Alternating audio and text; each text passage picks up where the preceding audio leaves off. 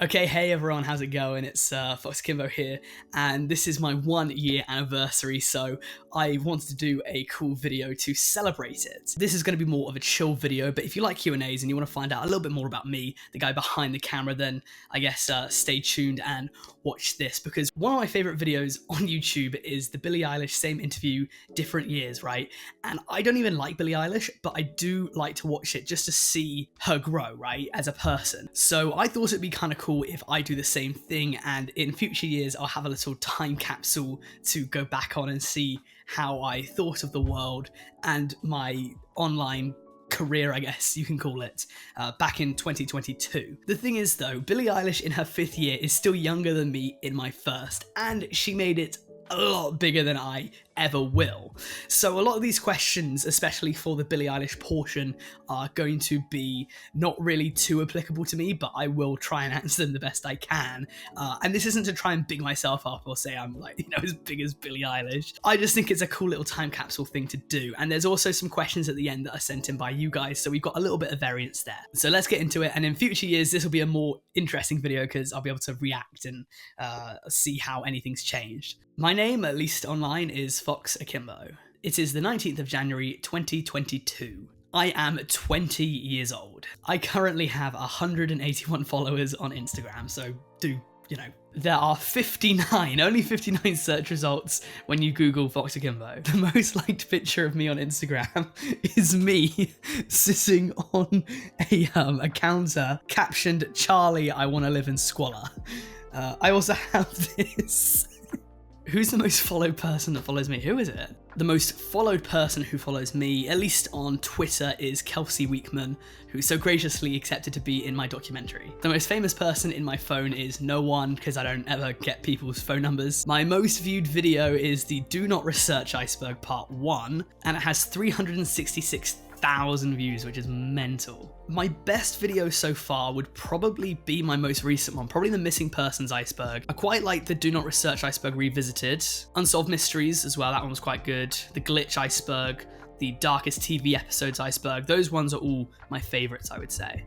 Oh, actually the Team C's is maybe my favorite. I really like the Team C's one. I have never been recognized in public. I've been recognized once, but it was on social media. Someone I knew about my channel without me telling them, but in public, never. I would give myself the advice in a year's time that you're not alone. I think that's something that I'm kind of struggling with right now, and hopefully if I tell myself that you're not alone, you'll always have people to back you up, even if you are out there by yourself doing random stuff.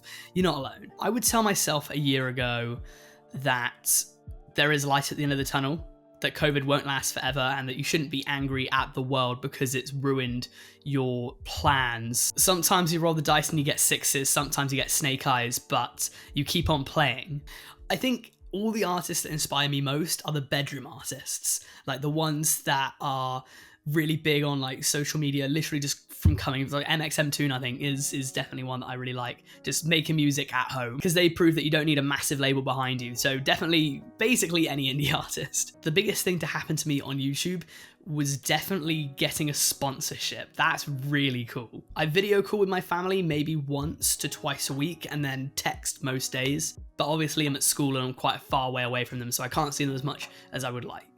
My favourite movie right now is Battle Royale, I think. We're watching it tonight, and it's going to be legendary. I love it. I think that there's a little bit of pressure just because anything I say might be taken the wrong way and broadcast to 20,000 people, but for the most part, it's kind of chill. Again, I've never been recognized in public. No one's ever really confronted me in real life saying like, oh, I hated that video. So I'm not really too fussed. And am I handling it well? You're going to have to watch my documentary to find out. I am hopelessly single right now. I'm trying to find a date for Valentine's Day, but it's not going very well. I think I didn't shoot my shot enough when I was a teenager. For the rest of my life, I think I might regret not having been a bit more active and stuff in the dating scene when I was a teen. I feel like I've missed my coming of age sometimes. The biggest thing I've learnt is to turn the other cheek and give people the benefit of the doubt and just not be angry all the time. You can't spend your life being angry because it's just worthless. I don't know if there's been a craziest moment, but I've definitely had some crazy comments in the past. Yeah, I don't think there has been any crazy moments as of yet. So maybe in the future that might change. Dream person to collab with, probably Mr. Beast. I think most people would say that, but he just seems like a really chill guy, at least from like first-hand accounts from people that know him.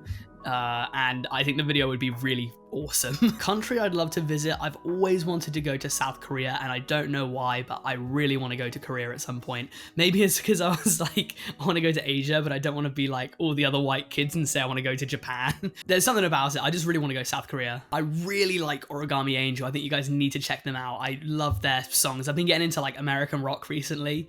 Before I was like just proper English indie purist, but now I'm a little bit more like into some heavier stuff, and I just love Origami Angel, so definitely listen to them. Favorite color right now is dark green. Most of the stuff in my wardrobe, if I open it up, is like dark green. This shade of green, perfect. In 3 words, I would describe my style as classy, timeless, and honest.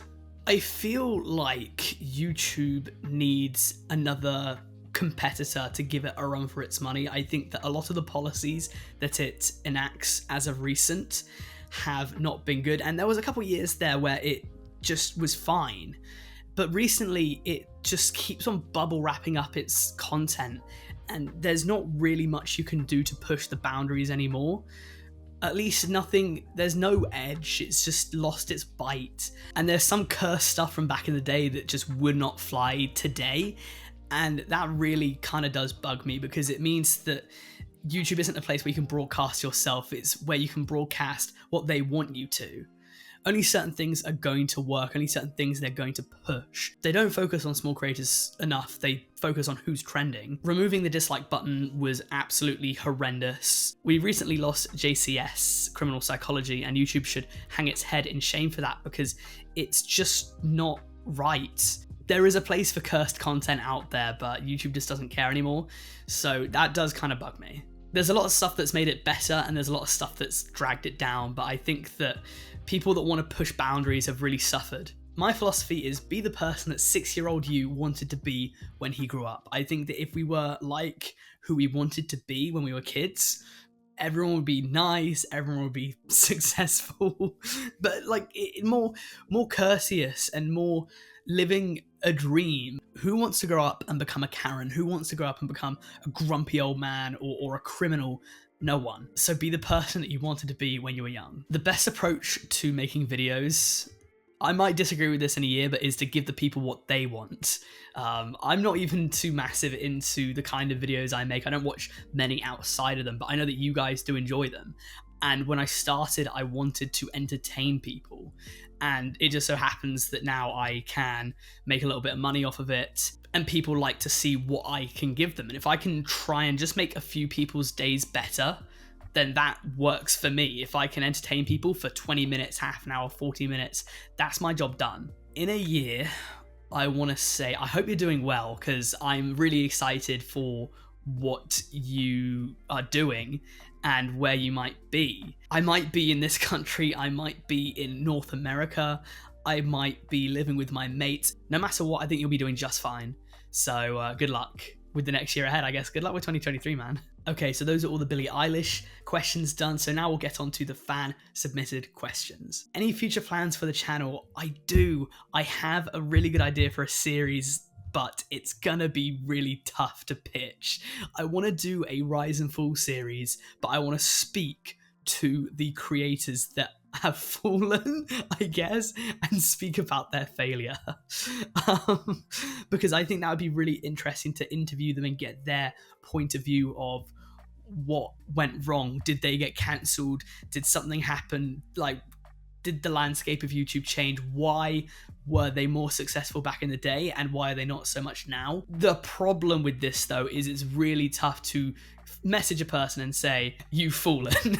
Can I make a video about it? And can you interact? So it's kind of a tough elevator pitch, but I think it'd be really interesting, and I think it would take it to a different place than other Rise and Fall videos have, because those ones are just more observational, but they don't have the first-hand knowledge that someone that might have had a rise and eventual stagnation would have. Apart from that, I just think I'm going to watch and see what YouTube does and experiment and explore and see if I can find something else. I'm sure I've got something somewhere, and once I get a video out that does well, I'll just pursue that and start going down that route. So I study media, and if I wasn't going to do media, I'm not going to say film because that's kind of a cop-out answer, I would study anthropology. I love the idea of like, who are we? What makes us human? What separates us from animals? Why are we where we are? Why is this culture like this and why is that culture like that? I think the origins of humanity is so interesting. I would love to do that. My favorite snack is Kinder sandwiches. I don't know if you would have ever had them, but I'll put a picture on screen now. I love them. They're just delicious. Favorite drink, Lucozade Sport Raspberry has to be. I love those. I can drink them all day. I like a Monster Munch pickled onion as well. And I love eclairs as well, but that's not so much of a snack as it is a dessert, I guess. The mysteries that fascinate me most are probably unsolved mysteries that actually happened. Not like cryptids or UFOs and stuff that I know it doesn't happen, and stuff that I really do doubt. Bank heists and stuff, whether people got away with it, and crazy stuff like that, where I know for a fact it happened, is so interesting. I think DB Cooper as well. Like, I think heists, mysteries and heists are like the best. Missing people are nice as well. I think those are really fascinating, but they're kind of a bit too creepy for me almost. They make me really sad. Mysterious heists though. Maybe I'll make a heist iceberg. That would be a good one. Actually, yeah, if any iceberg creators are watching this, make a heist iceberg, please, and I will cover it. I'm not really keeping up to date with any ARGs right now. I think there's a lot of channels that are, what was it, the Mandela Catalog or something? Is that an ARG or does, like, I don't really know, but there are so many channels that cover ARGs at this point and lost media and stuff that I think I would be treading on their toes too much. So I'd rather just do my own thing.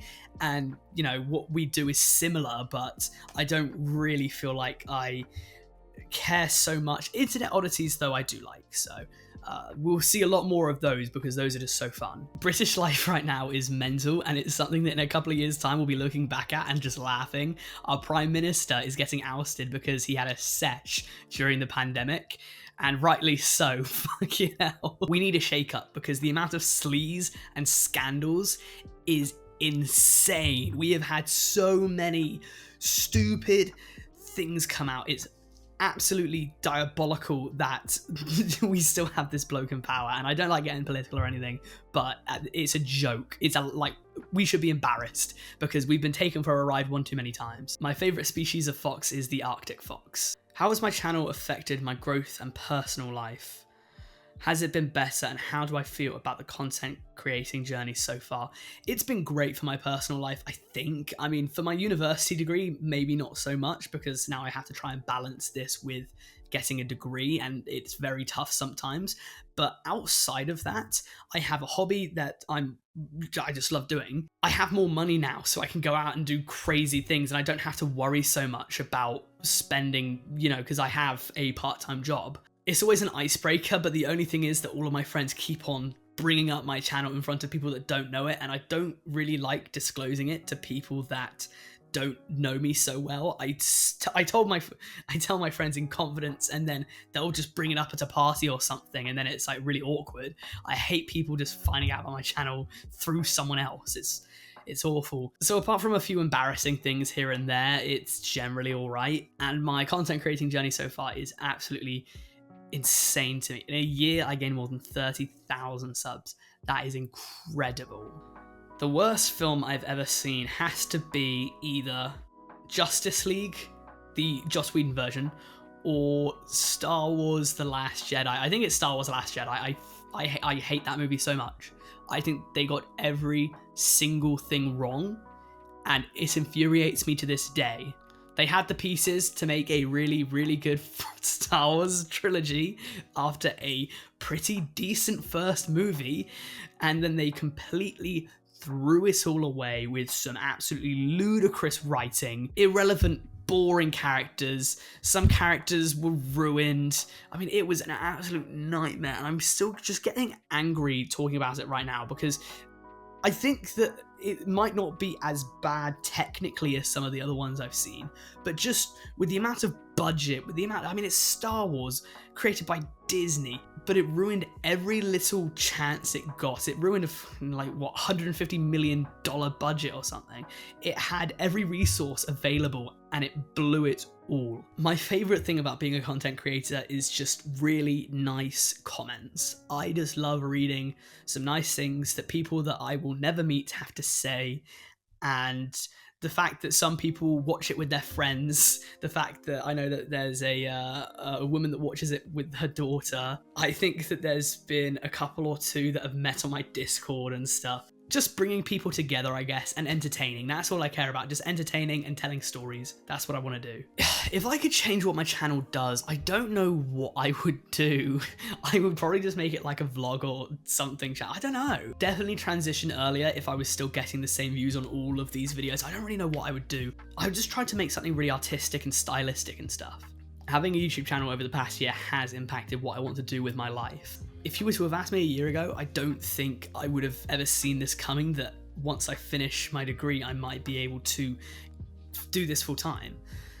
It's also allowed me to do, if I want to do something else, for, like, you know, it's really given me some options on the table where even if I don't do this full time, I'll still have this in my CV. It broadcasts what I can do and what I'm capable of amassing 30,000 people to click a red button, you know? So it's definitely opened some doors, and I'm just so happy with how it's gone. And what inspired me to be a YouTuber was, I mean, I just love YouTube. You know, I just love YouTube. I always have. I love telling stories, and just the fact that I can sit here for a few hours every week and just talk and 20,000 people will click is incredible to me. I can just tell stories and people will watch, and they'll watch for 40 minutes sometimes. I honestly am like the luckiest guy. It's incredible. So there we have it. I have a Twitter and Instagram, a Discord, and a Patreon, so go follow and support me there. Speaking of Patreon, thank you to my patrons who are currently on the screen, and please let me know down in the comments what you'd like to see me do next, because I'm only 96 videos in and I'm already out of ideas. Thank you for watching.